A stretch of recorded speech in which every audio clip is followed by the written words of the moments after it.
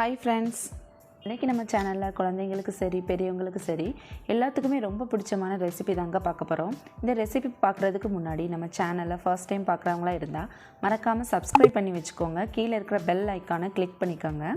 ஆளுங்கிற ஆப்ஷன் வரும், அதை கிளிக் பண்ணிக்கோங்க. அப்போ தாங்க நான் போடுற வீடியோ நோட்டிஃபிகேஷனில் வரும். வாங்க வீடியோக்குள்ளே போகலாம்.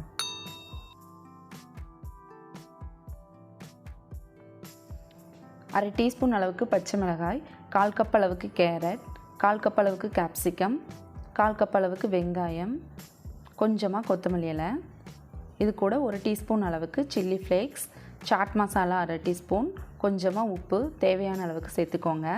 இதில் 3 டீஸ்பூன் அளவுக்கு மயோனைஸ் சேர்த்துருக்கேன். சேர்த்துட்டு ஒரு வாட்டி நல்லா மிக்ஸ் பண்ணிக்கலாம். சாண்ட்விச் பிரெட் எடுத்து வச்சுருக்கேன். இப்போ ஃபஸ்ட் லேயரில் வந்து நம்ம செஞ்சு வச்சுருக்க சாலட் வந்து இப்போ நம்ம அப்ளை பண்ணிக்கலாம். இந்த மாதிரி அப்ளை பண்ணி எடுத்து வச்சுக்கலாம்.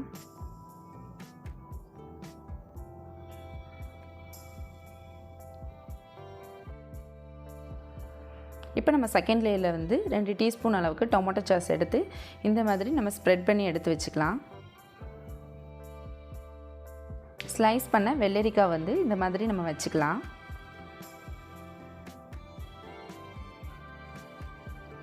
இப்போ நம்ம ஸ்லைஸ் பண்ண தக்காளியும் இந்த மாதிரி சேர்த்து வச்சுக்கலாம்.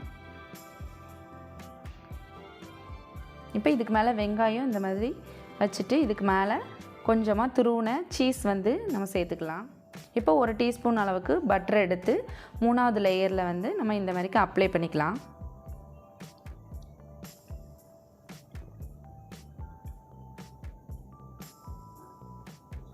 இப்போ இதை நல்லா க்ளோஸ் பண்ணிக்கிட்டு நல்லா ஒரு வாட்டி கையை வச்சு நல்லா ப்ரெஸ் பண்ணிக்கோங்க. இப்போ 1 டீஸ்பூன் அளவுக்கு பேன் ஹீட் ஆனதுக்கப்புறம் 1 டீஸ்பூன் அளவுக்கு பட்டர் சேர்த்துட்டு இதை நல்லா எல்லா இடத்துலையும் படுற மாதிரிக்கு ப்ரெஷ்ஷை வச்சு ஸ்ப்ரெட் பண்ணி விட்டுக்கோங்க.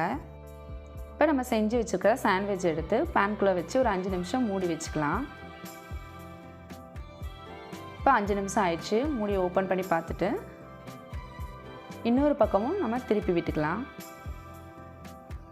இப்போ அதே மாதிரி 5 நிமிஷம் மூடி வச்சுக்கலாம். 5 நிமிஷம் கழிஞ்சதுக்கப்புறம் மூடி ஓப்பன் பண்ணி பாருங்கள்.